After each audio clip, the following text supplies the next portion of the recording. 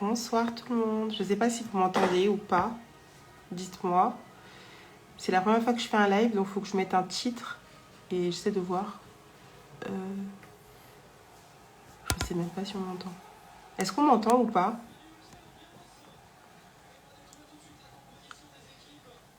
Est-ce qu'on m'entend?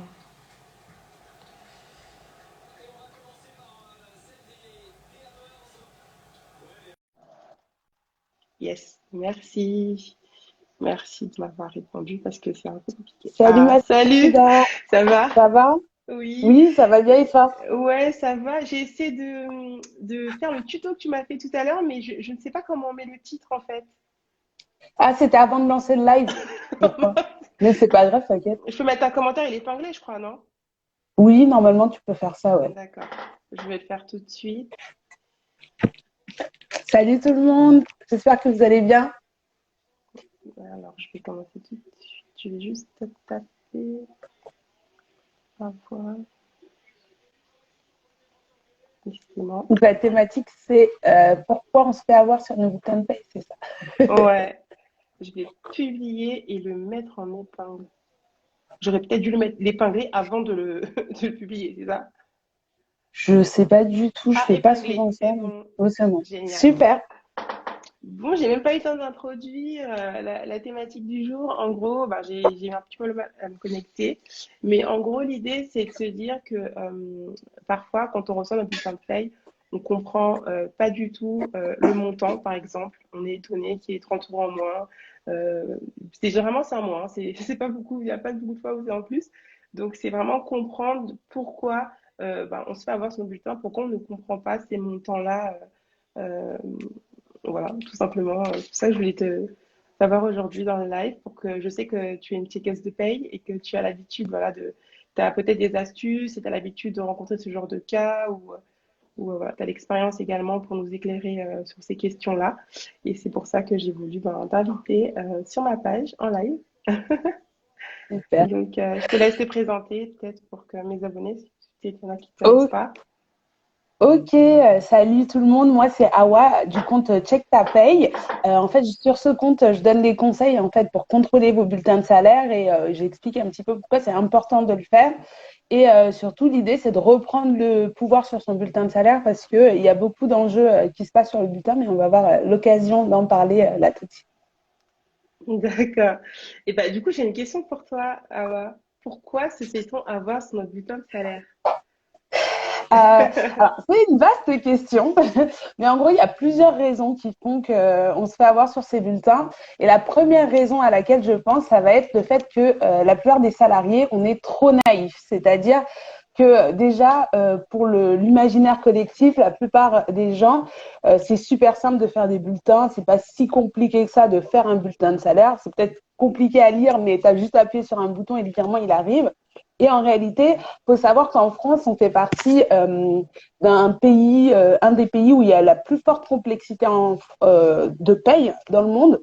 Et du coup, il y a un espèce de classement qui classe les pays par complexité de la paye. Et la France est toujours pratiquement toujours dans le top 3 des pays au monde où la paye est la plus compliquée, la réglementation est la plus compliquée. Donc déjà, c'est vraiment pas simple de faire des payes et des bulletins de paye. Et pourtant, quand je parle avec des gens, la plupart du temps, ils me disent toujours, mais pourquoi ce serait faux? Il n'y a pas de raison que ce soit faux. Donc en fait, je pense qu'il y a un côté où on vit un peu dans le monde des bisounours et on se dit, bah, Ouais, il n'y a pas de c'est raison que ce clair. soit faux. C'est ça. Ouais, c'est vrai. Donc, Et ça me fait penser à l'idée qu'on peut avoir, bah, du coup, enfin, c'est, comment dire, déjà, première chose, quand on a, comme tu disais, par rapport à la complexité en matière de paye en France, c'est aussi l'idée qu'il peut y avoir des erreurs sur les conventions collectives. Supposons que vous avez votre bulletin de paye, normalement, il faut savoir déjà, première chose, que la convention collective est obligatoire sur le bulletin de paye et il peut y avoir des erreurs. Voilà, c'est les humains qui sont derrière leurs ordinateurs. Donc forcément, il peut y avoir des erreurs en matière de convention. Donc on peut vous appliquer la mauvaise convention. Sauf qu'une convention est là pour compléter les dispositions légales.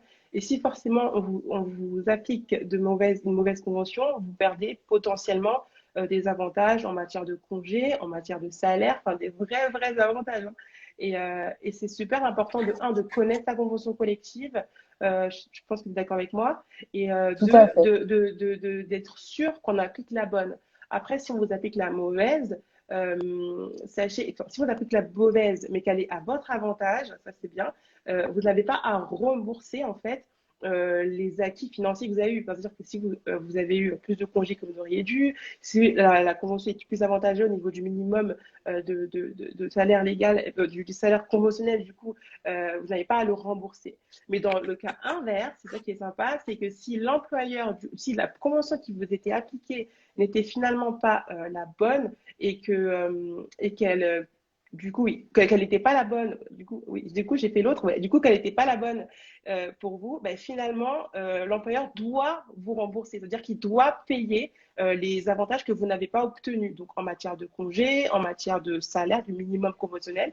Donc, c'est ça qui est plutôt intéressant. Et surtout, tout ce qui est aussi, il y a la partie conventionnelle qu'on néglige un petit peu. Je pense que c'est vraiment important, je le répète, de connaître sa convention, les avantages qu'elle vous offre, parce que c'est vraiment un cadeau. Et deuxième chose, tout ce qui est erreur par rapport aux cotisations. Comme je disais tout à l'heure, ce sont des humains qui sont derrière, des humains qui doivent faire une veille vraiment très accrue. Elle l'a dit, Awa, en matière de paye, c'est incroyable. Les législations changent à une vitesse. Tu n'as même pas le temps de comprendre celle qui est sortie, qu'il y en a une autre qui modifie tout. Et il faut toujours jongler entre les cotisations salariales, les cotisations patronales, entre-temps. Enfin, c'est vraiment un casse-tête pas possible. Donc, c'est possible qu'il y ait une erreur, mais vraiment, c'est pas forcément volontaire. Ça peut arriver que ce soit une lacune, un oubli. Et voilà. Donc, je pense que Voilà. vous êtes Donc, d'accord avec moi. c'est ça. Donc, en Ouais, fait, ça va faire partie, en tout cas, des sources d'erreurs, ce côté réglementaire qui est très ouais, lourd et très spécifique, en fait, à chaque secteur d'activité, qui va faire que tu vas avoir plus de risques à retrouver des erreurs sur des coquilles sur ton bulletin de salaire. ouais, L'autre point, quand je dis que le salarié, il est naïf, c'est le côté où, des fois, on a l'impression, quand tu parles avec des salariés, qu'ils ont l'impression que l'employeur, il kiffe faire les bulletins de salaire. Tu vois, que genre, c'est un plaisir pour lui et puis en plus, il s'amuse à faire exprès de leur piquer des sous et du coup, c'est pour ça qu'ils adorent faire les bulletins des salariés.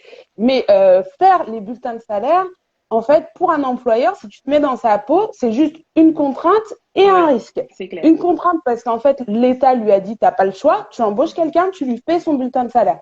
Si tu raisonnes en mode la plupart des transactions que tu peux avoir dans la vie courante, eh bien, en fait, ça va être l'autre personne. En fait, moi, je vais travailler pour toi, je vais te faire ma facture, et puis moi, j'ai juste à payer la facture. Après, tu te débrouilles ce que tu fais avec ton argent, c'est ton problème. C'est Là, clair.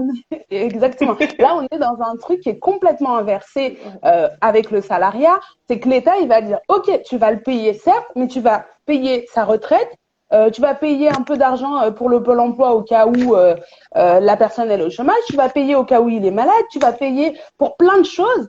Et en plus, bah, du coup, tu vas embaucher des gens qui servent juste à calculer la paye ouais. de ces gens-là. Donc, des gens qui ne te coûtent que de l'argent et qui ne te rapportent pas du tout. Pas du- C'est juste que si tu ne le fais pas, bah, tu vas avoir des amendes. Ouais, Et donc, c'est l'aspect aussi risque, parce que si en plus, moi, en tant qu'employeur, j'essaye de faire la paye de mes salariés et que je me gourre, bah, potentiellement, ils peuvent m'attaquer en justice parce que j'ai mal fait les choses.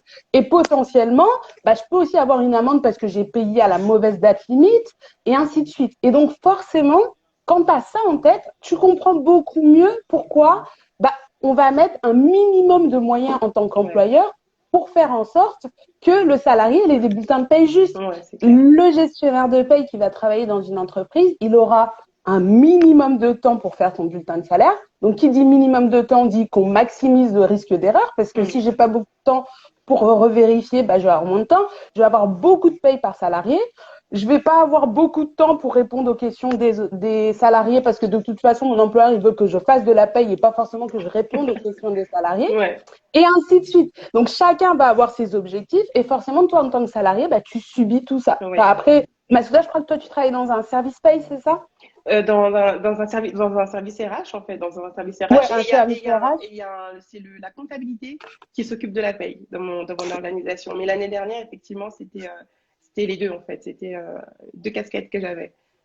Ok, d'accord, une double casquette. Et tu as aussi cet aspect-là où on va donner le sale boulot de faire les payes à la personne qui est disponible et pas Ouais, forcément un spécialiste de la exactement. paye. Oui, Et donc, tu vas avoir des comptables qui sont catapultés en disant, bon, tu fais la paye, c'est à peu près la même chose, c'est des chiffres, alors qu'en réalité, il y a quand pas même une du tout. grosse Ah différence, bah hein, oui, c'est pas du tout la même derrière. chose.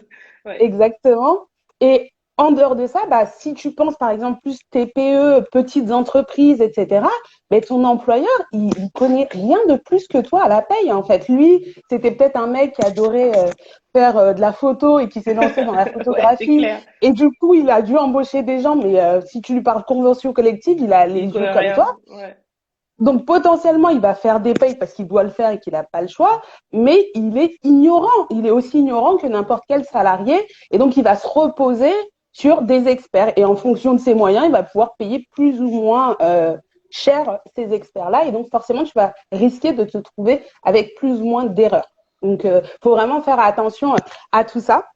Et le dernier point que je voulais souligner sur la partie naïveté, c'est aussi que du coup, si je vous donne un petit exemple, là, demain, toi, tu es chez toi, tu as envie de refaire la déco de chez toi, tu fais appel à une décoratrice d'intérieur, et cette décoratrice d'intérieur, du coup, elle te dit un tarif, tu dis OK. Si la nana, en fait, tu devais lui accorder une demi-heure de pause par heure, mais que la nana, elle le sait pas et qu'elle te réclame pas, déjà, toi-même, probablement, tu ne sais pas, donc tu vas pas lui donner. ouais, Et potentiellement, elle bossera peut-être plus vite si tu lui accordes pas. Donc, si elle réclame pas, c'est pas forcément à toi de lui dire, vous savez, vous avez le droit à 10 minutes de pause pour chaque 2 heures travaillées. oui, Eh ben, la plupart des employeurs, c'est pas qu'ils sont mauvais, c'est juste qu'ils profitent des opportunités que vous leur laissez. Quand tu ouais, connais pas tes droits, tu laisses des opportunités à un employeur pour qu'il puisse faire un peu tout ce qu'il veut. oui, c'est vrai. Voilà. Eh ben, par rapport à ça, ça me fait penser à une anecdote par rapport à une consultation que j'ai eue il y a pas si longtemps. Si, c'était quand même à 3 semaines, oui, avec un alternant qui justement voulait avoir une consultation avec moi par rapport à son bulletin de salaire. Il ne comprenait pas en fait. En plus, le pire, c'était que non seulement c'est un bulletin de salaire, mais c'était le dernier bulletin de salaire puisqu'il changeait de boîte et il comprenait pas en fait le solde de tout compte dans la mesure où tu sais vous savez le dernier bulletin on vous solde vos congés sauf qu'il n'était pas d'accord entre guillemets avec son compteur quoi avec le nombre de congés qu'on lui a payé du coup je lui dis clairement que je ne faut que je sache combien de jours il a pris pour être sûr que le compteur il était bon et qu'on lui Et a il payé reste, tous oui. les jours. Et il était incapable de savoir si finalement combien de jours il avait pris. Il était sûr qu'il y avait une erreur, mais il n'était pas en mesure de me dire que j'avais pris 3 jours à ce moment-là, 3 jours à ce moment-là. Et le pire, c'est que il ne savait même pas si son entreprise décomptait en jours ouvrables ou en jours ouvrés. Et forcément, c'est pas du tout le même enjeu. C'est-à-dire que si par exemple vous êtes en jour ouvrable et que finalement vous prenez un vendredi, c'est pas le même cas que si vous prenez un vendredi, un jour ouvré. Donc c'est vraiment important de comprendre comment fonctionne un compteur de congé. C'est le jour où vous êtes de repos, hein. Et aussi de comprendre également comment on vous les paye, dans le sens où une journée correspond à combien vaut une journée de travail pour vous, pour être sûr que le calcul est bien fait au minimum, parce que après, vous ne pouvez pas aller vérifier vraiment très très profondément, mais connaître un minimum de choses qui vous permettront de savoir à peu près s'il y a potentiellement une erreur. Et ça peut être un point rouge que vous pouvez remarquer. Mais malheureusement, comme il était incapable de savoir si finalement il avait pris 2 ou 3 jours, s'il l'avait noté, par exemple, dans son calendrier, j'ai posé ces jours-là, et il a un doute au moment de la paye, au moment de son bulletin de paye, il regarde, il dit, ah non, madame, j'avais posé 3 jours et vous m'avez pris 6 jours. Enfin, au moins, tu as une preuve que tu as C'est un un suivi. suivi. Ouais. Voilà. Donc, c'est vraiment important de suivre, surtout quand on peut le faire. C'est assez facile de noter les jours dans lesquels on était absent ou même les maladies. Supposons que vous êtes en maladie et que en arrêt maladie classique hein, et que vous faites une maladie de 4 jours et que finalement vous pensez qu'on vous paye les 4 jours parce que ceci, parce que cela. Il faut savoir que par exemple, en maladie, il y a 3 jours de carence. Donc forcément, il y a un jour qui sera payé par la Sécu. Après, ça dépend des subrogations, mais il faut vraiment comprendre des choses basiques, comme le fait, par exemple, pour les arrêts maladie, c'est 3 jours de carence, donc vous n'êtes pas payé. À la limite, vous pouvez les passer en congé si votre responsable ou votre service RH ou service paye est assez compréhensif. Vous passez ces jours-là en congé et le reste, vous attendez vos IGSS. Mais par exemple, si Si vous êtes en accident de travail, il n'y a pas de carence. Donc, si potentiellement un service RH ou paye vous a déduit 3 jours, c'est que soit ils n'étaient pas réveillés, soit ils ne le savaient pas, soit il y a une erreur. Mais vous le savez, vous pouvez réclamer si vous le savez. Mais pour ça, il faut le savoir et il faut s'intéresser. Et il faut suivre Awa aussi parce qu'elle en parle beaucoup sur sa page, tout ce qui est en lien avec la paye. Ouais, tout à fait. Et puis, culture RH aussi, hein, il y a pas mal de bons postes.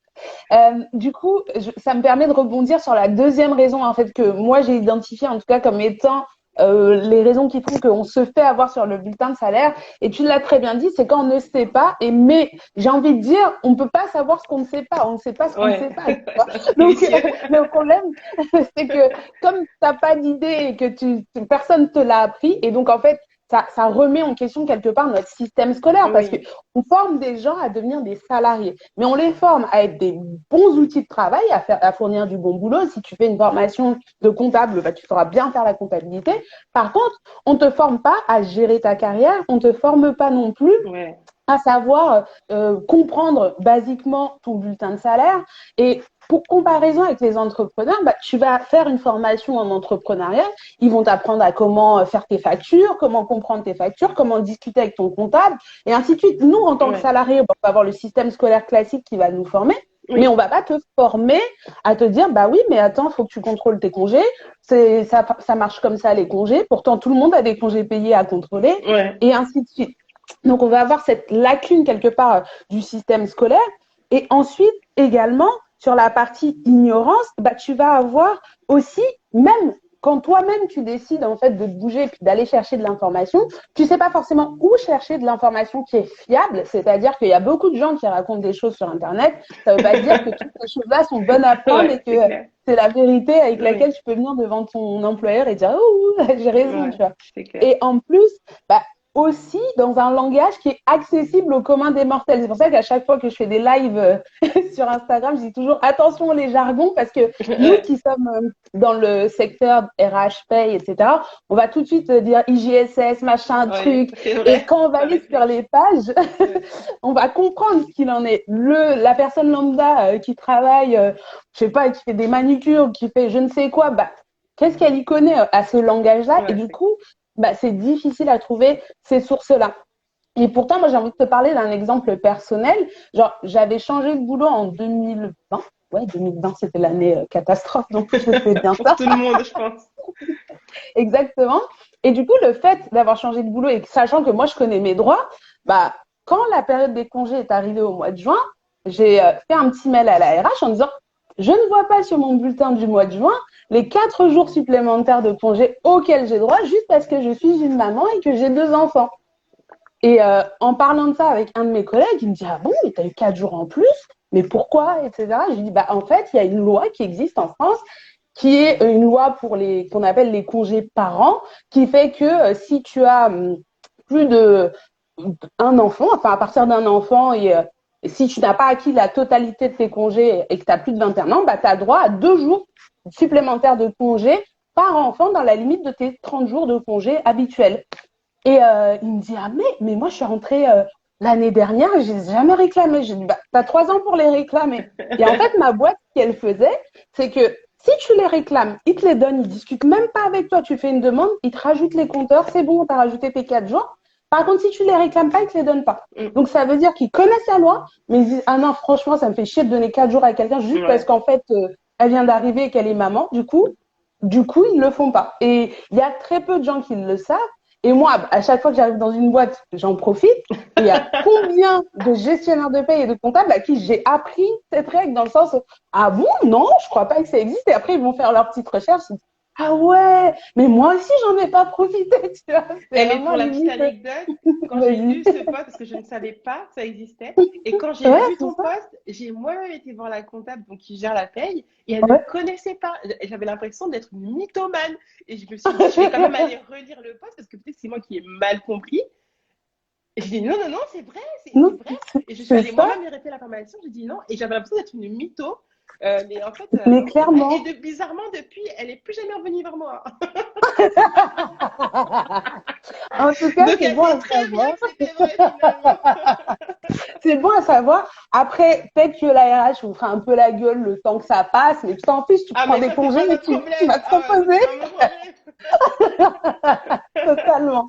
C'est vraiment ça. En plus, j'ai une sœur qui a 9 enfants. Je lui ai dit, hey, tu sais que toi, le jour où tu arrives dans un temps, Non. tu peux faire un coup d'état. Elle, mais elle peut avoir au moins un mois comme ça. Ah ouais. Bah, 9 fois 2, ça fait 18, hein. Bon. Ah ouais. Ah, c'est pas négligeable cette histoire de congé supplémentaire. Tu vois, on parle d'inciter à faire des enfants. Ah bah là. Voilà. Et pour dire, cette loi-là, c'est une loi qui est dans le Code du travail, qui est valable que tu sois dans le privé ou dans le public. Il y a des employeurs qui l'ont déjà intégré automatiquement. Et toi, tu le vois pas parce qu'ils le décomptent pas. Mais c'est vraiment une minorité. La plupart, soit ils sont pas au courant, soit ils sont au courant et ils se disent, oh non, non, franchement, t'imagines combien ça me coûterait si je l'appliquais à tout le monde. Je le ferai que aux chieurs qui me le demanderont. Et ça le reste. Donc forcément, si toi-même, tu vas pas t'informer sur tes droits, Ouais, personne va le on te faire les pour toi. donnera pas. Et puis, Ouais. c'est clairement pas ton employeur qui a intérêt à le faire pour toi. Et j'ai envie de dire, on va pas tomber dans la facilité de dire que tous les employeurs sont mauvais et tout. Ouais. Toi, à la place de cet employeur, est-ce que vraiment tu le ferais, tu vois? Je Oui, pense chacun qu'il y ses a pas, intérêts, hein. c'est ça, exactement. Chacun ses intérêts. Je pense pas qu'il y ait une moyenne plus haute de mauvaises personnes chez les employeurs qu'ailleurs. Et donc, moi, je n'ai pas trop confiance en la nature humaine de manière générale, hein. Moi non Quand plus. il s'agit de gratter pour sa pomme, chacun sait faire. Donc, je Ouais, c'est gratte pour clair. ma propre pomme, quoi. C'est vraiment cet aspect-là. Donc, ne restez pas ignorants. Et donc, ça m'amène au troisième point et la troisième raison qui est pour moi la raison la plus importante et la plus grave, c'est la négligence. On va se dire les choses vraiment. On néglige trop. Ouais, non, trop. Et pourtant, c'est de l'argent, c'est du travail qui nous donne de l'argent. Enfin, vraiment, c'est de l'argent qu'on perd, C'est en ta fait. thune. Mm. C'est ta thune. En fait, tu es léger avec ton argent à toi. Et donc, en Mm. fait, tu contrôles pas. Et il y a vraiment ce problème, c'est qu'à un moment donné, les gens ils vont dire oui, mais on connaît pas, on sait pas. Et je l'ai dit, c'est une raison qui fait qu'on sait pas. Mais l'ignorance, c'est pas une fatalité. Genre, tu peux pas Oui. dire connais pas, point, en fait. Aujourd'hui, on est en 2021. J'ai envie de juste vous ramener un petit peu en arrière. Il y a quelques années, genre tu vas me dire, allez, dans les années 80-90, dis-toi un salarié qui avait un problème avec son employeur, qui voulait comprendre la loi, il allait regarder où en fait? Où est-ce qu'il pouvait aller chercher de l'information juridique à sa portée? Genre un salarié. Ben, ça s'appelait des encyclopédies. Je ne sais pas si vous vous rappelez ceux qui étaient en primaire à cette époque-là. On avait des grosses encyclopédies quand on allait chercher Wikipédia, ça n'existait pas. Ouais, c'est Internet vrai. n'existait pas, tu vois. Ouais. Et donc, tu allais et tu cherchais en fait l'information. Et donc, déjà, fallait payer parce que l'encyclopédie, c'était pas gratuit, c'était super cher. Donc, tu avais ce qu'on appelait le LAMI social. Donc en fait, les employeurs, ils en avaient un, mais c'est pas genre ils en avaient un et tu pouvais aller l'utiliser. C'est les services payes qui avaient un gros bouquin Ah, comme ça, qui ressortait un tome à jour tous les ans. Et ils pouvaient le consulter quand ils faisaient leur paye. Par contre, un salarié, déjà, quand tu es guélard avec Internet et tout ce qu'il peut y avoir comme information, aller fouiller et farfouiller dans une encyclopédie qui est ah, littéralement un peu comme un code, bah, c'est le code du travail ou quelque chose comme ça, bah, jamais de la vie. C'était beaucoup plus compliqué à l'époque. Aujourd'hui, c'est grandement facilité. Tu as les oui. sites du gouvernement qui ont fait beaucoup, beaucoup d'efforts pour rendre les choses lisibles. Le site servicepublic.fr où tu Oui. peux poser des questions. Il y a souvent des petites cases à cocher sur ta situation personnelle pour dire ah ben moi je suis en CDI, moi j'ai commencé il y a moins de 6 mois. Et ils adaptent en fait la réponse par rapport à ta situation. Donc vraiment l'information elle est accessible. Google est ton ami, pose les questions, tu vois. Et va Ouais. chercher l'information, reste pas ignorant. Et surtout, il Donc, n'y a pas beaucoup de gens qui le savent, mais l'inspecteur du travail, il est aussi là pour ça. Vous pouvez l'appeler. Bon, je sais qu'il répond jamais, mais vous pouvez vous déplacer, demander rendez-vous. C'est totalement gratuit. Il vous sensibilise, il vous aide, il vous accompagne. Et au contraire, si l'employeur sait que vous êtes régulièrement en contact avec un inspecteur du travail, vous inquiétez pas, les congés de tout à l'heure, il vous les proposera. C'est sûr et certain. Ah, c'est ils clair. détestent ça. Donc. Donc voilà. Ça, c'est clair. Et puis, de toute façon, tu n'es pas obligé non plus de le dire à ton employeur que tu vas Oui, parler à c'est vrai. l'inspection du travail. C'est vrai. Et C'est vrai. du coup, ils ont même un service de renseignement en droit du travail. J'ai fait un Reels à propos de ça pour dire comment on peut prendre rendez-vous et quel numéro il faut appeler. En insistant un peu, des fois, tu arrives à les avoir au téléphone quand même. Ah, d'accord. Et l'idée, c'est que c'est confidentiel. Et du coup, ils peuvent te renseigner, ils peuvent même te donner des sources avec les articles du Code du travail. Comme ça, toi-même, tu peux indépendamment Mm. aller reparler au service paye sans qu'ils sachent absolument que tu as été voir au service de renseignement en droit du travail. Donc, Ouais. ça peut être intéressant.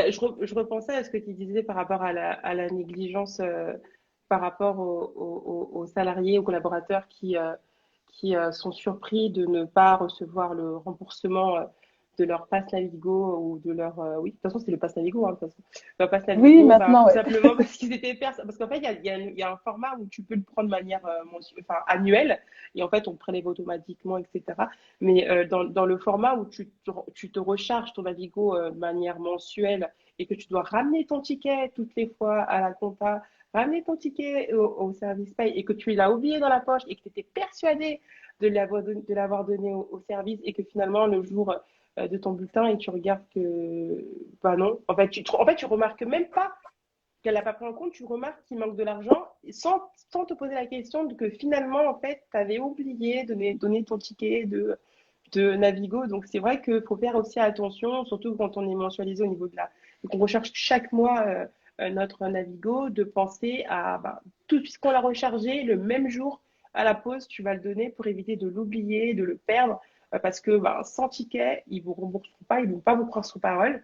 Et voilà, c'est super important de ne pas négliger ça. C'est quand même de l'argent, c'est quand même de l'argent et c'est un avantage qu'on vous donne. Donc autant en profiter quoi. C'est ça. Et ton histoire me fait grave penser à une autre histoire que mon collègue me racontait, parce que c'est vrai qu'on passait du temps à parler de ça. Et il me disait qu'en fait, c'est vrai qu'on n'est pas informé sur nos droits. Et lui, à un moment, il parlait avec un autre de nos collègues dans la boîte. Et il lui dit, oui, mon remboursement Navigo, machin chose. Il dit, quoi? On te rembourse ton Navigo, toi? Et le mec, ça fait 2 ans qu'il était dans la boîte, et qu'il n'avait jamais donné une seule fois ses Oh, justificatifs de Navigo. Et donc, mon collègue pote, tu vois, il dit, ah ouais, mais du coup, mais ça va te rapporter une blinde, parce qu'en plus, c'était les Navigo, genre zone 1 ouais, à 5 bien cher, ouais, l'époque, toute ouais. l'année et tout. Donc, je sais pas, il en avait pour plus de 1000 balles de remboursement qui attendaient tranquillement. Et Oh donc, là il a là. fait un petit mail pour demander la régularisation. Et comme on a 3 ans pour se rendre compte d'une erreur, d'un oubli, Bah etc., oui, c'est réciproque, que ce soit heureusement. l'employeur ou vous. Vous avez 3 ans, il a fait son petit mail, la paye lui a remboursé en fait l'argent et tout d'un coup, du coup, il a fait des économies malgré lui. On va dire que sa négligence n'a pas Bah eu trop de oui. conséquences pour une fois. Ah Mais je mais me quoi, suis dit, comme quoi. c'est ça. Je me suis dit, en fait, moi, je dois être sur une comète parce que pour moi, il n'y a aucun salarié dans le monde qui ne sait pas que ton passe Navigo, on te rembourse la moitié, quoi. C'est la base, tu vois. Non, Et mais en plus, si on te nous, l'a dans notre jamais boîte, c'est dit. 80%, tu vois. Ah ouais. Ouais, c'était 80%. Donc, t'imagines, genre 80% de Ah, 15 euros tous les mois, pendant vous payez 2 ans, tous l'impôt. les mois. Ouais, c'est ça. Et ça m'a fait rire parce que mon collègue, il a dit, ah, bah, tu me devras un resto et tout. Il a Ah dit, j'ai bah plus ouais, c'est jamais clair. entendu Comme parler de un lui cadeau. après. Il a dit, j'ai plus jamais entendu parler de lui après. Et je pense que là, il donne son ticket. C'est clair. Waouh. Ah, bref. En tout cas, vraiment, essayez de vous informer parce qu'une fois que vous serez informé, bah, vous aurez du pouvoir pour faire les choses. Et ensuite, le deuxième point que je voulais aborder sur cette partie négligence, c'est arrêter l'infantilisation. En fait, la problématique qu'on a en France, c'est que les salariés sont trop infantilisés. On est trop dans un mood où bah, c'est confortable, mon employeur va le faire pour moi, je vais le demander à mon employeur. Ton employeur, c'est pas ta mère, tu vois. Donc ton employeur, en fait, il est dans une relation de business Contractuel. avec toi, voilà, Exactement. contractualisé. Toi, tu travailles pour lui, il te paye un salaire. Après, il s'occupe bien de toi, c'est pas à lui de s'occuper de toi, c'est à toi de t'occuper de Ouais. toi-même. Et de la même manière que je vais dire, hey, quand votre employeur il vous fait une augmentation de salaire, c'est pas une récompense. Vous allez Ouais. pour chercher votre argent, la juste valeur que vous méritez. Eh bien, quand à un moment donné, vous n'êtes pas au clair, vous êtes brouillon sur vos passes Navigo ou vos choses comme ça, c'est pas à votre employeur de dire, hey, t'as bien pensé à me ramener ton pass et tout. Des fois, tu tombes sur des trucs, des gestionnaires de paye, elles sont au taquet, hein, elles sont en mode, ah, bah, c'est bizarre, tous les mois, j'ai son pass, là, j'ai pas, je vais lui faire un petit mail pour le relancer. Ouais, Mais bah, ça, c'est c'est rare, hein. les mamans poules, quoi, tu vois. Ouais, mais ça, c'est extrêmement rare. J'en ai jamais rencontré. Elles ont pas le temps, la plupart, tu vois. Ah ouais, ouais, elles sont débordées. Elles ont pas le temps. Exactement, tu Ouais, vois. c'est Et c'est pas clair. leur rôle en même temps, tu vois. Ouais, Prenez vos responsabilités, dites-vous, en fait, peu importe mon employeur, si mon employeur il est gentil, il est bienveillant, c'est cool. S'il ne l'est pas, dans tous les cas, ça change rien pour moi parce que, excusez-moi, j'ai perdu mon éclair. Ça change rien pour moi parce que moi, je veille sur moi-même, en fait. Je sais oui. m'occuper, en fait. Et c'est vraiment la partie la plus importante, à mon sens, sur cette notion d'infantilisation. Donc, tous les trucs, genre, je lis pas les documents, moi, je suis pas au courant, oh, c'est trop compliqué, ça donne mal à la tête, donc je le lis pas et je signe. Ouais, Faut arrêter, quoi. Enfin, depuis la primaire, là, quand tu commences à t'entraîner sur tes signatures, on t'apprend la signature, c'est important, c'est pas une ouais. petite blague, tu vois. Donc, quand tu poses ta signature quelque part, sois sûr d'avoir compris Ouais. ce pourquoi tu signes. Si t'as pas compris, tu demandes des explications. Et si ça fait chier la gestionnaire de paye, c'est pas ton problème. Toi, ton Et problème, c'est surtout, d'avoir une explication claire. et oui, et surtout, si même sur le moment, tu le sens pas et tu sens qu'elle te regarde, parce que des fois, tu sais, t'es là et tout, tu veux faire attention à ton document, mais les juges, tu sais, ils sont comme ça, du genre, dépêche-toi, j'ai pas que ça à faire et tout. Bah, tu dis que tu reviens plus tard, tu prends le papier, il est à toi, tu le lis chez toi, tu montres à un professionnel, tu montres à un collègue, j'en Exactement. sais rien, à quelqu'un qui connaît, tu te renseignes à l'inspecteur du travail, je sais pas. Et après, tu reviens. Mais c'est pas parce qu'on te regarde comme ça que tu dis, bon, ben, à plus tard, enfin, tu pars en fait, tout C'est ça. simplement. Oui, tu temporises exactement, tu as tout à fait raison, Massouda.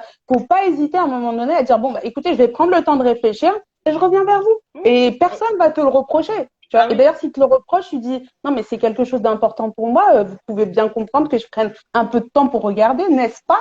Tu vois. Et tout de suite, ça va débloquer les choses. Je t'assure. ouais.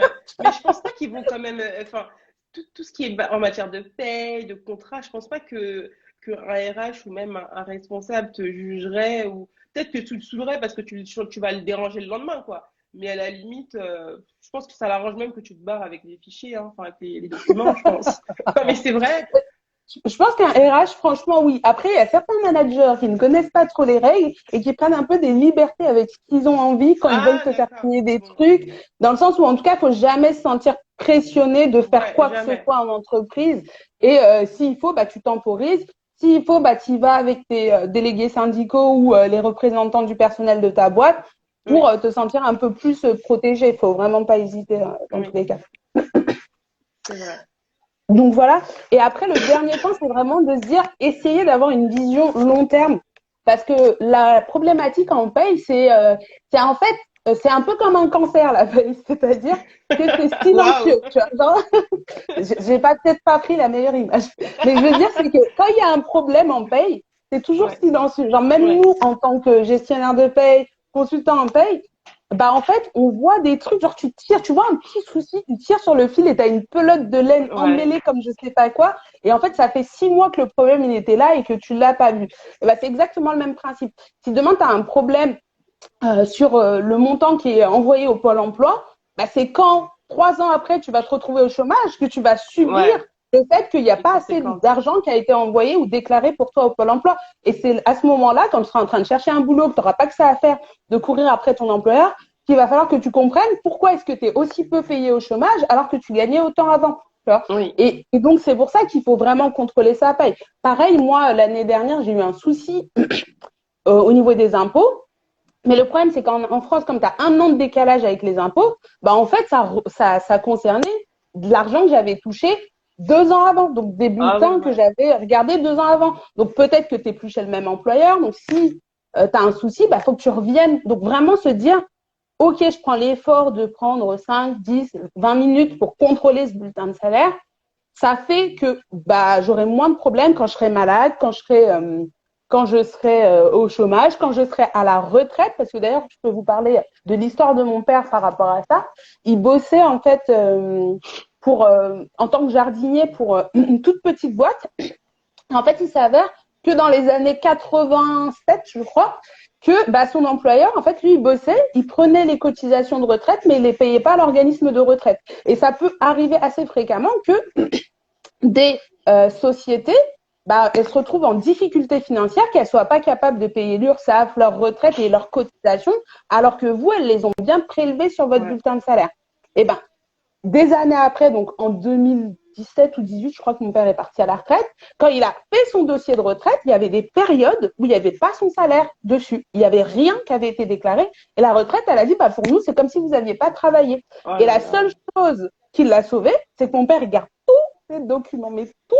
Et donc, Oh il avait là gardé là. tous ses bulletins de paye. Et Comme donc, quoi, hein. la preuve, ça a été qu'il a été en capacité de fournir ses bulletins de paye. Mais j'ai envie de dire, une seconde, s'il n'avait pas eu ses bulletins de paye, il avait des On l'aurait trimestres jamais de cru. retraite où on Ouais. n'aurait jamais eu son argent. Et ça fait une sacrée différence au final sur sa paye. Et son employeur de 87, il a beau chercher, il ne le retrouvera jamais, tu vois. Bah oui, c'est clair.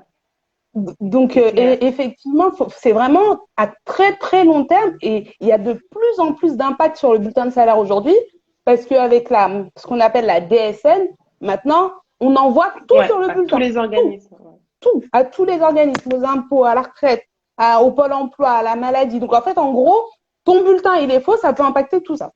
Oui. Ça peut Et impacter vraiment tout surtout, ça. il faut aussi avoir conscience que finalement, bah, par rapport à l'histoire de ton père, c'est qu'un bulletin de paie, c'est comme un reçu. Quand vous recevez votre salaire en net, parce que je sais, je suis sûre que il y a beaucoup de gens qui font ça, ils reçoivent leur salaire, ils voient que le montant est à peu près comme le mois dernier. Bon, ben, le bulletin, il va rester là et puis on verra un jour si je cherche un appartement, si je cherche un crédit, si je veux acheter une voiture.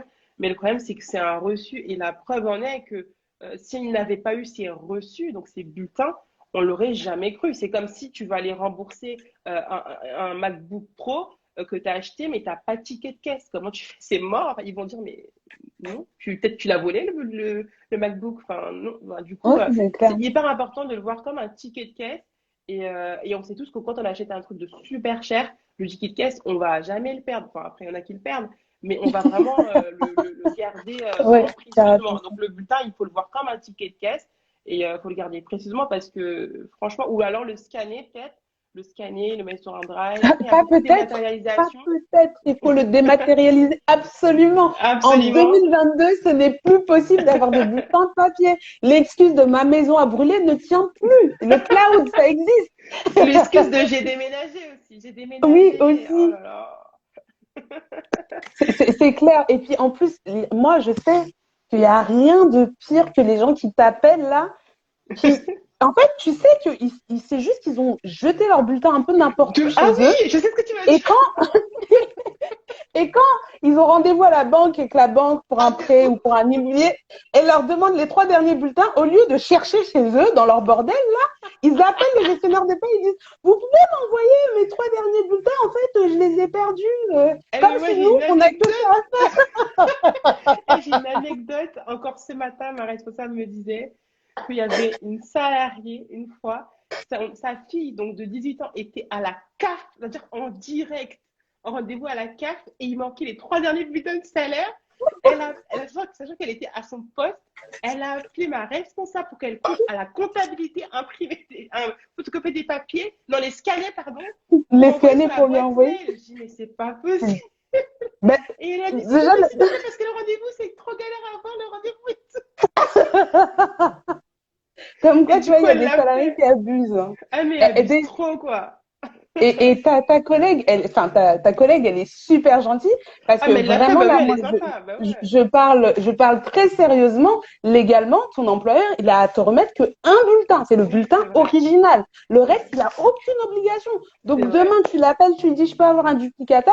Il le fait parce qu'il est gentil. S'il Ouais, veut c'est pas, vrai. si tu tombes sur quelqu'un qui est, avec qui tu t'embrouilles, ou il y a un litige, ou en fait, il aime juste pas ta tête, il te dit non, ben, t'as que tes yeux pour pleurer, en fait, parce que Ouais, c'est c'est à toi clair. de conserver tes bulletins. Donc, celui qui n'a pas d'imprimante en 2022 chez lui, investit dans une imprimante, Ouais, scanne tes bulletins, même si ton employeur ne fait pas les coffres-forts électroniques, prends une photo de ton bulletin avec ton portable. ouais. Vraiment, fais en sorte de pouvoir garder ton bulletin de manière sécurisée et fiable. C'est vraiment un basique essentiel aujourd'hui, quoi. Mais même si Ça doit plus t'as être une pas discussion. d'imprimante, maintenant il y a des applications sur iPhone ou Google, comment on appelle ça? Android, Les- Vous savez comment elle a dit ça de la secte d'iPhone? Là. Désolée, Comment on appelle ça déjà? Pardon, désolée, nous là, tu aussi, m'as c'est un brouillé la téléphone.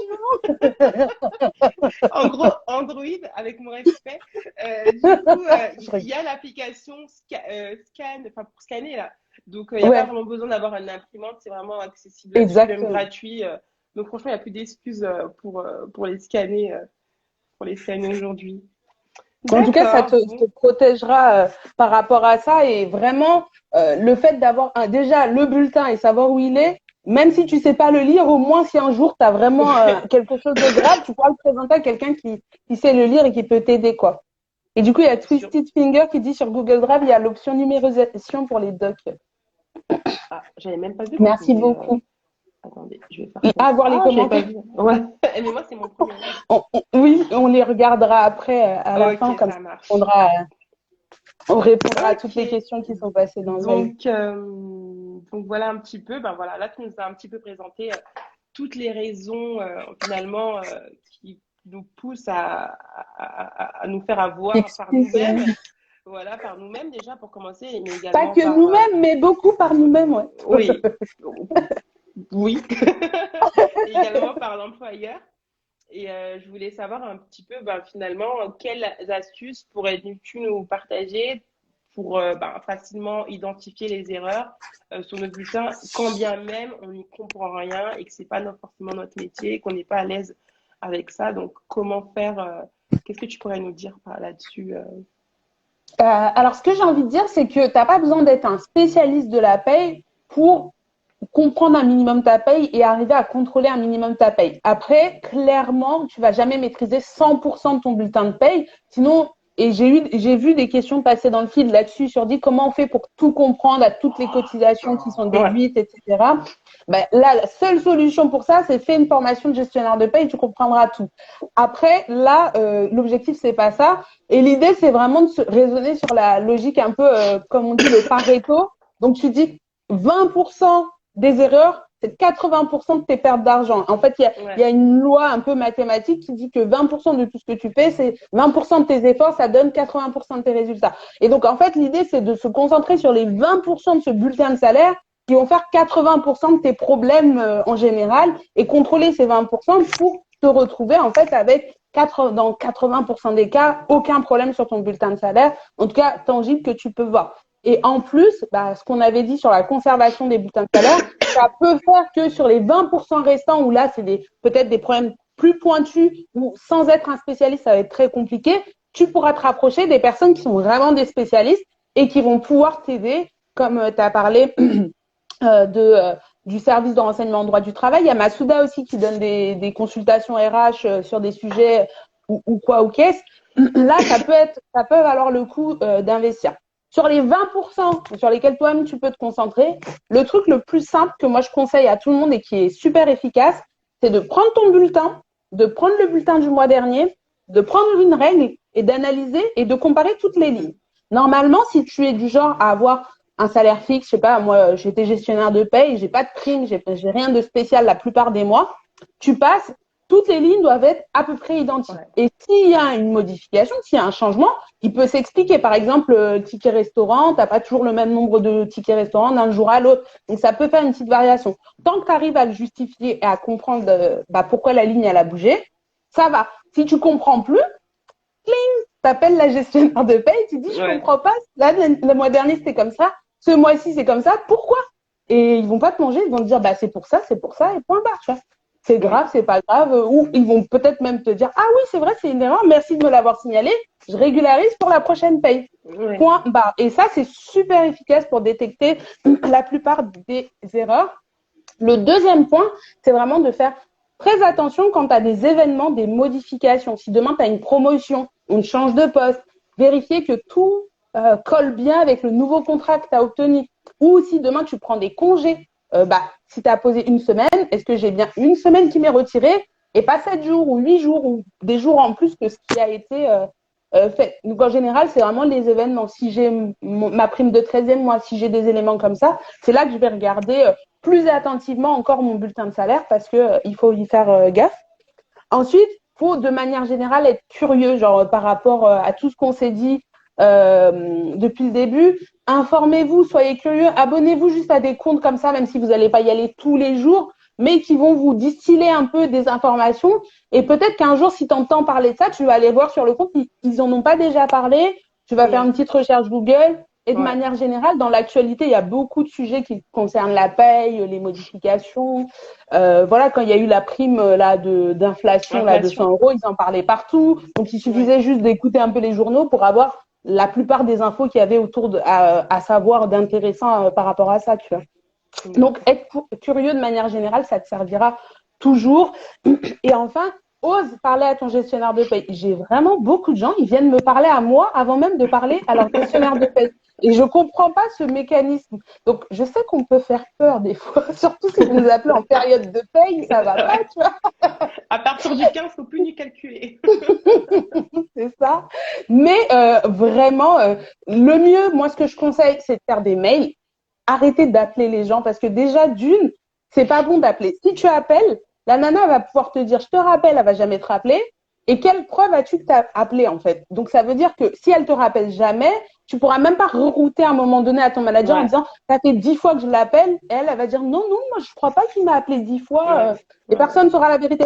Par contre, si tu envoies un mail, 3 jours après, tu n'as pas de réponse, tu renvoies une relance, tu n'as toujours pas de réponse au bout d'une semaine, bah, tu peux dire, bah, j'ai envoyé 2 mails à la gestionnaire, j'ai pas de réponse pour ce problème-là, et renvoyer à ton manager qui va appuyer la demande pour que tu aies vraiment une réponse. Et donc, en passant à l'écrit, c'est beaucoup plus simple. Ou par exemple, tu envoies un mail, 3 jours après, tu n'as pas de réponse. Là, tu rappelles par téléphone, tu disais, bah, je vous ai envoyé un petit mail, et la nana, sachant qu'elle a déjà vu ton mail, qu'elle n'a pas eu le temps de te répondre, elle prendra peut-être plus de temps pour te répondre au téléphone en disant, oh, comme ça, l'histoire, elle est pliée. ouais, Au deuxième avantage aussi de passer par mail, c'est que si tu lui envoies un mail, elle va te répondre par mail. Et si elle te répond par mail, bah, tu as une preuve quelque part de ce qu'elle t'a dit, en fait. C'est-à-dire qu'elle va pas te dire au téléphone, oui, oui, c'est normal. Et en fait, quand tu vas te rendre compte que c'est pas normal, eh ben, en fait, qu'elle retourne complètement sa veste en disant, bah non, je lui ai jamais dit ça, etc. Si ouais, elle te l'a écrit noir sur blanc, déjà elle-même avant d'écrire, elle va vérifier 2 fois parce qu'en général, quand il ouais, s'agit d'écrire, ouais. tu vois, On c'est vérifie pas ce qu'on a dit avant. exactement. Tu vois, des fois, au téléphone, tu es avec des gens, tu dis, OK, bah, vous pouvez juste m'envoyer la confirmation par mail. La personne me dit, oui, oui, bah, je vais vérifier, je vous envoie le mail. Ah, donc en fait, avant, c'était un peu Ouais, léger quand bah c'était oui, par bah téléphone. oui. Donc, moi, je préconise souvent de écrire aux gens et surtout à la RH parce que déjà, ils sont submergés de boulot. Et en plus, quand tu leur écris, ça leur permet de hiérarchiser assez Oui, rapidement. Tu es pratiquement beaucoup plus sûr d'avoir une réponse que quand tu les appelles ou soit ils répondent pas, soit c'est la mauvaise période donc ils vont t'envoyer chier, soit ils vont te répondre vraiment très très rapidement et puis ils vont te bazarder. Donc vraiment, oser parler à son gestionnaire de paye, c'est super important. Et enfin, conserver correctement son bulletin. Mais Massouda vous l'a dit, puis on a déjà un peu évoqué le sujet. C'est vraiment super important de bien conserver ses bulletins et puis bah, de les classer, de pouvoir y revenir assez facilement si on en a besoin. Ça va vous changer la vie si un jour vous êtes amené à avoir des problèmes sur votre paye. ça marche. Bon, bah, franchement, ça a été super complet. Voilà, je n'ai plus rien à redire. Voilà, j'ai plus rien à redire. Tu plus sois, tu es d'accord. Voilà, j'ai plus toi. Bah, du coup, on Ok. va répondre aux questions. Je pense qu'il y en a pas mal en haut. Je sais pas si tu en as vu là-haut.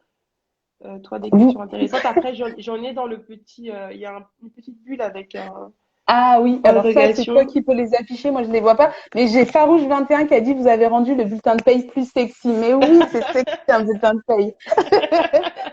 C'est l'argent qu'on te paye. L'argent, c'est toujours sexy. Ouais, c'est clair. Ah bah, si tu suis chez que t'as fait, tu verras que l'argent, c'est vraiment très, très sexy, hein, je te le dis, moi. Oui, Donc, je sais assez pas. Diva Body qui disait oui, faire un mail avec les questions regroupées, c'est mieux. Ne pas rester dans l'incompréhension. Ouais. Ouais, tout à fait. Alors J'ai après, je des crois qu'il y a quelqu'un qui. questions. Bon, moi, je vois pas Sur trop. Google Drive, il y a l'option numérisation. Je crois que tu l'avais lu tout à l'heure.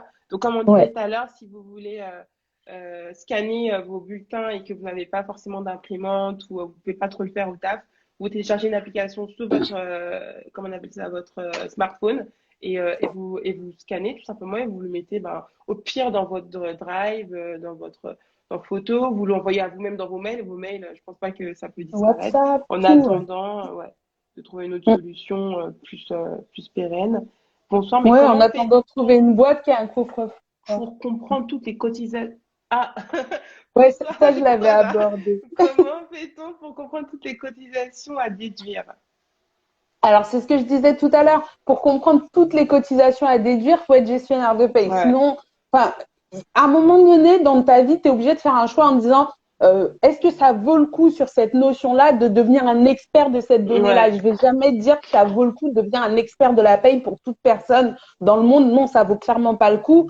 Certes, il y a des erreurs de paye et ça existe et ça peut avoir des conséquences dramatiques.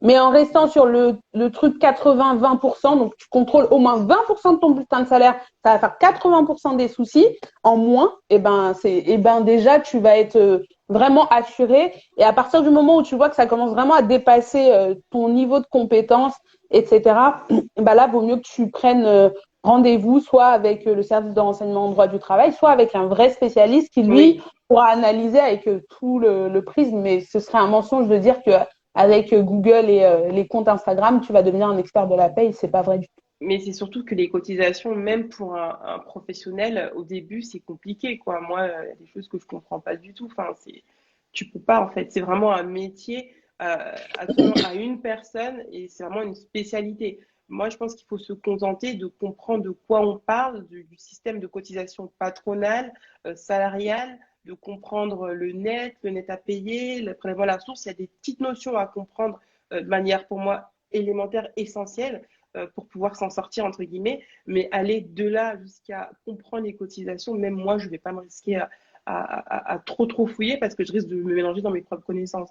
Donc, je pense qu'il ne faut pas trop se prendre la tête là-dessus, se contenter de, comme elle a dit, des 20% qui feront 80% de résultats et ça sera déjà, je pense, très très bien, hein, honnêtement. C'est ça. Et déjà, enfin, si vous faites un tour sur mon compte, j'ai partagé plein de choses sur des notions simples. C'est quoi un net imposable? Comment on vérifie que son net Ouais, imposable, il est bon? Et ça, tout de suite, ça a des conséquences directes parce que ton net imposable, il est faux. C'est-à-dire que ton assiette pour les impôts, elle est fausse. En plus, c'est un ouais, sujet d'activité en ce moment. Donc, ouais, ça veut dire que si tu payes, par exemple, 5 ou 10% de taux d'imposition, bah, tu payes 5 ou 10% de quelque chose qui est faux. Donc, ouais, potentiellement, tu payes trop d'impôts gratuitement ouais, juste parce qu'il y a une erreur de paye. Et ça, c'est vraiment pour vous dire que c'est pas la malveillance de la part de l'employeur, c'est vraiment juste une ça erreur arrive. Bah qui est ta oui, ça faute, t'as arrive. pas de chance et qui va arriver. Parce que bah, pour avoir travaillé en tant que gestionnaire de paye, mais aussi en tant que consultante où on paramètre les lois, quand tu as une loi pondue le 31 décembre à minuit et qui est rétroactive au 1er janvier de l'année d'avant, comme ils C'est aiment bien nous vrai. faire, c'est un Ouais, peu le cauchemar. Tu vois, j'avais ouais, partagé d'ailleurs la prime inflation. Genre, c'était ouais, trop marrant parce que sur tous les plateaux télé, tu avais les ministres et tout qui disaient ouais, ouais. super, on donne une prime inflation de 100 euros et tout. Et quand tu faisais un tour sur les groupes de gestionnaires de paye, genre ils étaient en PLS, C'était un cauchemar. Ah, moi aussi, j'ai vu. C'est quoi ils ça? étaient Mais en c'est du n'importe quoi. tout ça. Et puis on n'a toujours pas le décret d'application. Les Ouais, salariés voilà. m'appellent tous les jours Attends, pour dire c'est quand est-ce qu'ils auront quand les c'est 100 fait? euros, Ouais, c'est alors qu'on clair. sait même pas comment les calculer, comment les appuyer sur le bulletin de paye. Et Ouais, c'est vraiment, franchement. vraiment l'enfer la paye en France. Non, C'est franchement, vraiment ils ont pas souffert facile. parce que j'ai vu sur LinkedIn, hein. Et vous avez les impôts, ça sort quand? Oh non, en plus, oh non. Enfin, franchement, ils me faisaient de la peine. A été dit, va vous dire du grave MDR. Et donc je pense que ça sent le grave de la connaisseuse qui a subi aussi. Là, j'ai une question de Dave Van Dekrotte. Quel droit on a quand on est apprenti? Bah, techniquement, en apprentissage, tu as les mêmes droits que n'importe quel salarié, si ce n'est que tu as des droits en plus, dans le sens, par exemple, pour tes examens, tu as 5 jours de congés supplémentaires, mais de manière générale, tu as les mêmes droits qu'un salarié lambda, hein. Je ne sais Tout pas à si fait. c'était ta question, n'hésite pas à reposer la question de manière plus précise. Elle t'a Euh, dit, va vous dire, elle a dit oui, je suis GP. Et elle a dit, là, maintenant, les gens appellent pour les 3 000 € versés sur leur CPF. Courage, force à toi. oh mon Dieu! Parce qu'en plus, les gens, ils aiment trop lire les posts, les messages, les articles en diagonale. Donc, ça veut dire qu'ils Ouais. prennent que les mots qui les intéressent. Et trois après, ils mille disent euros. 3 000 € CPF. Donc, je vais avoir 3 000 € sur mon CPF. Tu as vérifié si tu rentrais dans les Les conditions. conditions. Euh, Ah, c'est clair. Mais c'est l'être humain qui est comme ça. Je pense que ça va complètement, au-delà de. Et complètement. du coup, ça dépend de la convention. Ah, ça dépend. Donc là, on te pose la question, je pense, par rapport, tu sais, au congé supplémentaire que tu disais pour les mamans, enfin pour les parents, du coup, Mhm. ça dépend de la convention collective de l'entreprise pour les congés en plus des mamans, pour l'interrogation.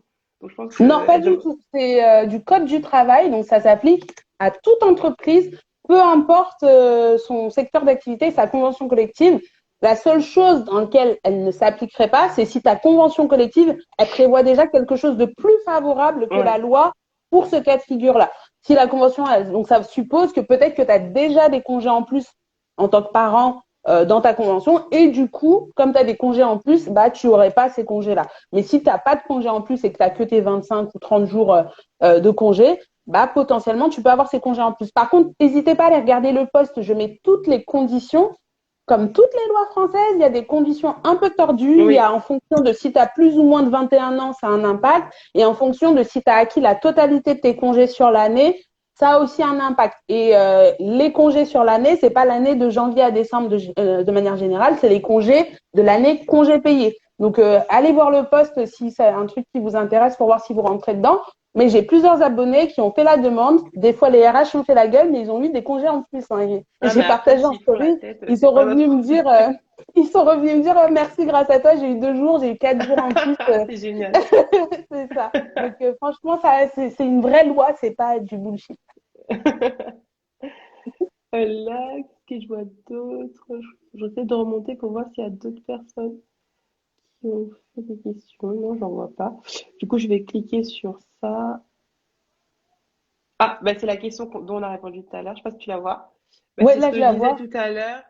C'est, bah, en fait, en tant qu'apprenti, tu as les mêmes droits qu'un salarié lambda, si ce n'est que tu as 5 jours de plus ben, de congé, entre guillemets, pour révision.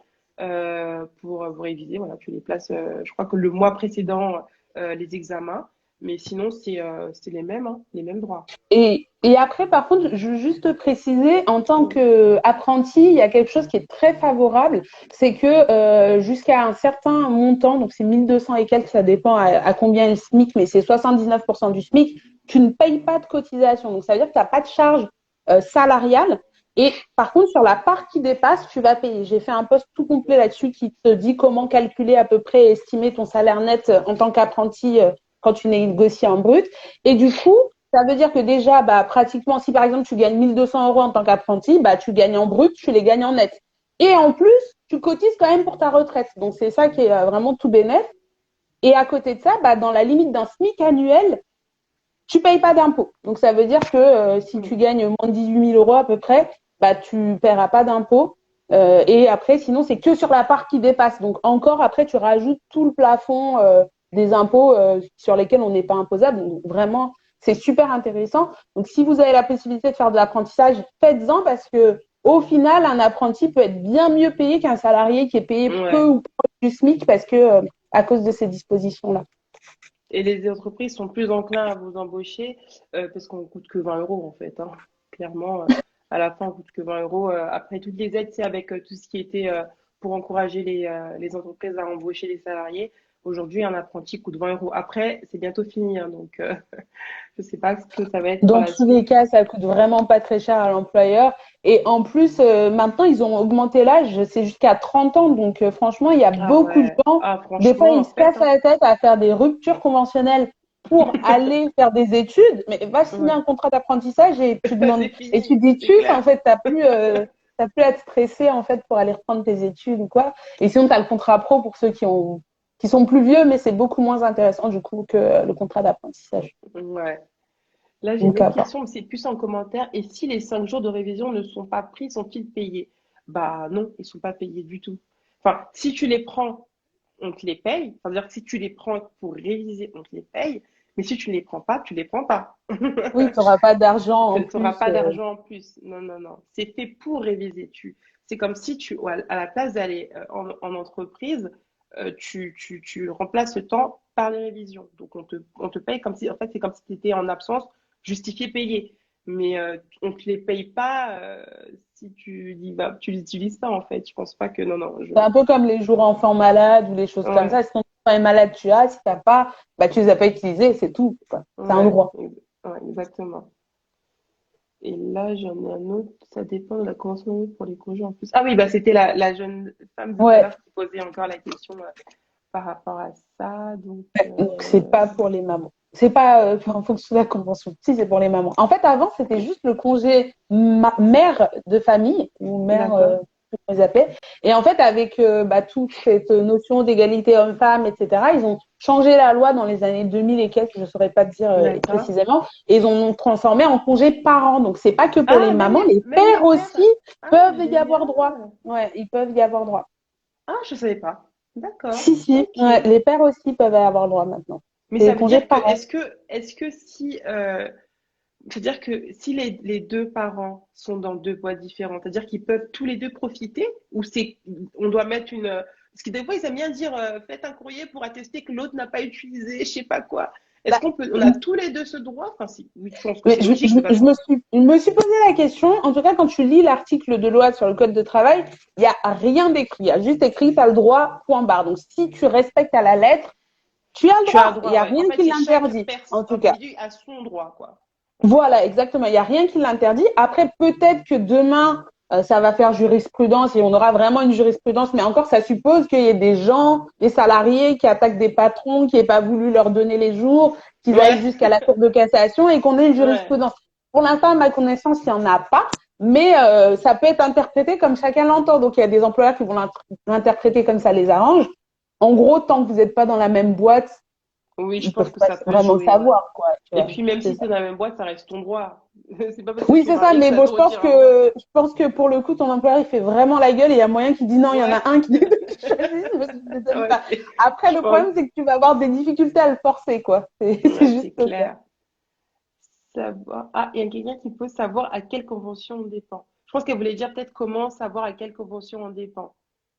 Alors ça, c'est marqué sur ton bulletin de salaire, c'est une mention obligatoire du bulletin. Je crois que Massoudel le disait au début. Oui, En fait, oui. en général, dans l'entête de ton bulletin de salaire, il y a écrit ta convention collective. Et du coup, tu peux après faire des recherches sur Google. Tu tapes le nom de ta convention ou le numéro de ta convention collective. Et si tu veux savoir est-ce qu'il y a des primes particulières dans ta convention, bah, tu tapes numéro de convention, prime, et tu vas tomber après sur les articles de loi, enfin de conventionnels qui ont trait à ces primes-là. Et notamment, ça peut être intéressant pour savoir si tu sais que tu vas être malade, que tu vas être en maternité, est-ce qu'il y a des règles de prorata par rapport à ces primes-là qu'il est bon de savoir pour vérifier si ton calcul il a bien été fait, quoi. D'accord. Bon, bah. Ah, et une autre question. Je crois que je commence à m'y faire au live parce que j'ai tout de suite dit qu'il y Oh, a une trop question. bien, tu vas devenir une pro. Ouais, j'espère. Est-ce qu'un employeur. Bah, tu la vois, je crois. Oui, oui, je la vois Ah, dès que ok, tu appuies ok. dessus, je la vois. C'est si tu n'appuies pas dessus, je la vois pas. Ah, d'accord. Du coup, est-ce qu'un employeur peut refuser un congé de révision pendant une période de intense? Ah, ok, pendant une. Ok. Période d'intention. Honnêtement, non.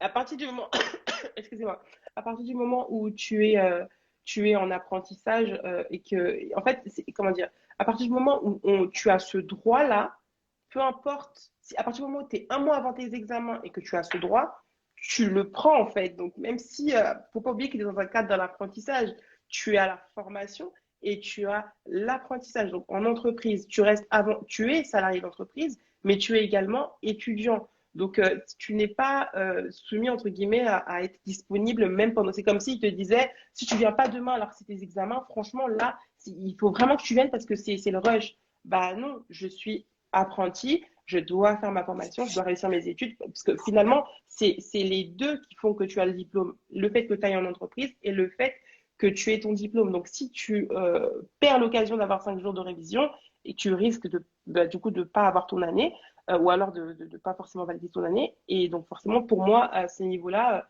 il n'a pas à refuser, hein. Pour moi, tu te dois d'aller à tes congés de révision sans prendre en compte Je sais pas ce que tu en penses, Awa, mais pour moi, c'est. Alors après, je t'avoue que moi, je connaissais pas trop cette histoire de congé de révision. J'avoue que moi, les On a apprentis, droit à j'ai 5 pas jours, ouais. trop, j'en ai jamais fait. Donc j'apprends, mais bon, faut pas tout savoir sur la paye, ce serait bien. Ouais, c'est clair. Mais, mais en tout cas, non, c'est intéressant. Après, je me dis juste que peut-être que ça dépend si la période est intense et qu'en plus, tu n'as aucun examen. A priori, ça reste quand même l'employeur au niveau des congés qui a le pouvoir décisionnaire de dire tu peux ou pas. Mais après, comme l'a dit Masouda, il y a une logique, une Parce cohérence. que, Tu as des parce que examens. Si c'est juste il y a pour une, préparer tes examens, c'est parce qu'il y a logique. une condition pour ces jours-là. Tu vois, ils disent clairement que les congés de révision doivent être pris le mois précédent le début des examens. Donc pour Ah, moi, d'accord. ça peut être refusé peut-être 2 mois avant. C'est-à-dire si tes examens sont en juin Oui, et que tu c'est les ça. prends en avril, c'est 5 jours, il va te dire ah non mon coco. Mais je pense que si c'est en juin Un tes mois examens avant, et donc que non, tu le tu peux prends en pas. mai, franchement, Il aura après, pas de motif. peut-être que si tu n'es pas au courant, il peut te refuser, tu vas dire oui, il n'y a pas de souci. Ou alors peut-être que ça peut être, il peut avoir un avantage, c'est-à-dire qu'il te dit là, cette semaine, franchement, c'est impossible, c'est mort. Mais par contre, la semaine prochaine, si ça se calme, tant que je trouve une solution. Après, c'est aussi une façon, entre guillemets, entre adultes, de trouver des solutions qui correspondent à tout le monde. On ne va pas commencer à mettre les employeurs dans la Exprès la panade. journée où il y a plein de Voilà, boulot. exactement. Le but aussi, Non, c'est c'est en bonne d'être intelligence, bienveillant. quoi. C'est en Ouais, bonne intelligence, évidemment. C'est pas comme effectivement. on Oui, veut c'est vrai que demander, des fois, j'ai l'impression décider. qu'il y a des gens, ils veulent faire la guerre, mais on n'est pas du tout en mode on veut faire la guerre. On est vraiment là pour comprendre nos droits, pour pas se faire avoir, certes, mais l'idéal, franchement, en tant que salarié, c'est toujours la négociation. Ouais, Euh, t'es perdant quand tu pars sur du contentieux parce que entre les délais de justice qu'il y a en France pour arriver à faire valoir quoi que ce soit, l'argent que tu vas mettre dans un avocat ou des procédures interminables, t'es complètement perdant. Enfin, t'as pas 1 an et demi de ta vie à gâcher sur des broutilles, ouais. quoi. Donc, Et de le mieux, c'est de l'argent. t'entendre, ouais, voilà, exactement, c'est de t'entendre avec ton employeur. Et généralement, le fait juste qu'il va voir que tu connais tes droits et que s'il va jusqu'au prud'homme, au final, il va perdre, bah, ça va le calmer, quoi. Et puis, en Ouais, général, vous arrivez à vous entendre. c'est clair. Ah, il y a ma belle-sœur qui dit dans ma boîte, ils ont 5 jours aussi pour les partiels. Ouais. Ouais, c'est assez répandu, hein. Je pense même que Enfin, c'est une ouais. disposition légale, hein. Donc, Oui, ah, oui, il y a je pense aussi. une C'est juste que moi, question. j'avoue que sur les apprentis, tout ça, j'ai pas. Mais après, ça change tellement tout le temps que. Du coup, je sais pas si. Ça dépend Alors, nous, on est toujours sur la Ah, question des congés de révision. là, C'est c'est ça. bon, vous voyez ou pas? Ouais, C'est bon? ouais. Peut-on partir en congé si ceux-ci n'ont pas été validés par le manager? Ah, ça, Après, ça on c'est une va question. peut-être pas rentrer dans le détail de toutes les questions parce qu'il est déjà 22h06, Ouais, là, il commence mais à faire tard. Mais bon, on répond à celle-là en dernière. Je pense que ce sera la vas-y, dernière question. vas-y. Alors, peut-on partir en congé si ceux-ci n'ont pas été validés par le manager? Alors, il y a deux écoles par rapport à cette question. Bon, moi, bon, après, bon, ok, je dis ce que je pense être juste. Après, ok, chacun fait comme il veut. Je pars du principe que si il t'a pas validé, tu as deux choix. Soit tu ne prends pas tes congés, parce que pour moi, dans tous les cas, l'employeur reste, entre guillemets, il dirige et conditionne et a le pouvoir de contrôle et de direction sur les congés. C'est son devoir, c'est son droit en fait. On a beaucoup de droits, mais c'est aussi son droit. Donc pour moi, tu ne dois pas partir en congé. Maintenant, je sais qu'il y a des gens qui estiment qu'à partir du moment où il t'a rien dit de particulier, parce que là, dans ta question, il t'a pas validé, mais il t'a T'as rien pas dit, mais il a eu invalidé. l'information. Voilà, il t'a pas invalidé, mais il a eu l'information. Donc pour moi, pour certaines personnes, pour moi aussi, mais bon, moi je suis un peu plus soft, c'est comme si tu les validais sans te l'avoir dit. Mais le danger, c'est que sans te l'avoir dit, parce que notamment quand tu fais une demande de congé, on te les valide par courrier. Le problème, c'est que si tu pars, ça peut peut-être valoir pas comme un abandon de poste, mais comme si tu n'étais pas à ton poste le premier jour de ton congé. Donc pour moi, je pense que ce serait peut-être mieux de directement aller au frontal et poser la question de si c'est validé ou pas, et surtout une confirmation de la validation de tes congés version papier, parce que ça peut partir très loin ces histoires de je pars en congé sans avoir été validé, de prendre le silence pour une validation, tacite. Donc, moi, je conseillerais quand même de toujours valider. Je ne sais pas ce que tu en penses, Awa. Moi, c'est ce que je Alors, conseille. Mais je sais qu'il y en a qui prennent le silence pour une acceptation. dans la mesure où, ben, c'est comme si il disait, ben, j'ai rien dit, donc, Voilà. Après, moi, je n'irai pas non plus pour dire peut-être prendre le silence pour une acceptation. C'est-à-dire, j'ai fait une demande de congé, j'ai jamais eu de nouvelles et je n'ai jamais relancé et je n'ai jamais envoyé aucun courrier. Et ensuite, je pars en vacances alors que peut-être qu'il y a pu avoir un aléa et en fait, peut-être que ma demande n'est jamais arrivée. En fait, j'en ai aucune idée. ouais, Donc ça, clairement, je ne préconise pas du tout. En revanche, je pense que si par exemple 2 mois avant, tu as fait une demande de congé, que tu l'as relancée plusieurs fois, que tu as fait à la limite même un courrier recommandé en demandant une validation de tes congés et que tu n'as pas eu de retour, bah, quand c'est la date de tes congés, tu y vas. Et a ouais, priori, de ce que moi j'ai pu avoir comme expérience et de voir comme truc, si l'employeur ensuite derrière te sanctionne ou cherche à faire quelque chose, il sera en tort vis-à-vis de la justice, etc. Après, ça reste quand même, je trouve, des situations assez toxiques. Et personnellement, moi, je trouve que si tu es dans des boîtes comme ça, vaut mieux changer de boîte, tout simplement. ouais. Parce que C'est je quand même pense que étrange. tant qu'il n'y a pas de dialogue, c'est pas la peine, quoi, en fait. Quoi. Ouais, Et c'est si tu étrange peux quand pas même. dialoguer avec ta boîte, c'est vraiment très chelou et c'est une ambiance très toxique, quoi. Ouais, ouais. Mais dans En disant, l'absolu, après, si tu veux avoir un avocat, l'avocat, il sera en capacité de défendre parce que tu auras 2, 3 mails, plusieurs courriers qui auront dit est-ce que tout vous à pouvez fait, me ouais. valider et l'employeur qui fait le mort. Donc, dans l'absolu, là, on montre ta bonne volonté. Si par contre, tu as envoyé juste ta demande de congé par les formulaires normaux et tu n'as jamais eu de nouvelles de ton employeur et du jour au lendemain, tu viens pas, bah, il peut te dire non, mais en fait, moi, j'ai pas reçu, il y a eu un problème technique et du coup, tu l'as dans l'os. Donc, non, je pense pas que c'est la bonne solution. Ok. Ah, bah, il y a Lily, Il y il a y a notre Yana consultante Gagné qui qui valide. c'est ça. Ok, bon bah merci Awa pour ce moment de partage par rapport à cette question. Je pense qu'on a tous compris un petit peu les conseils que tu nous as donnés, les alertes au niveau de nos propres erreurs et surtout les erreurs potentielles de l'employeur. Et c'est pas forcément de sa faute, hein. C'est pas forcément volontaire. Bon, c'est de sa faute, mais c'est pas forcément volontaire.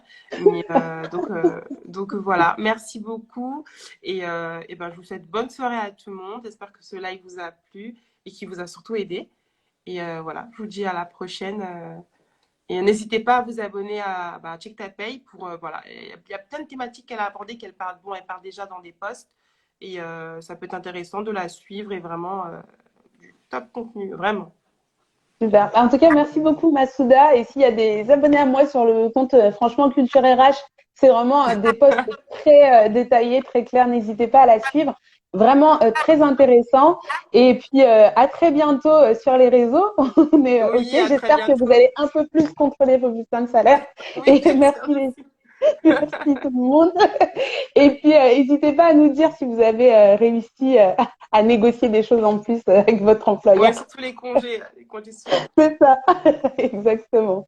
Bon, Bon, bonne bah soirée tout le merci monde. beaucoup. Bonne soirée. Ciao. Ciao. Hop, voulez-vous terminer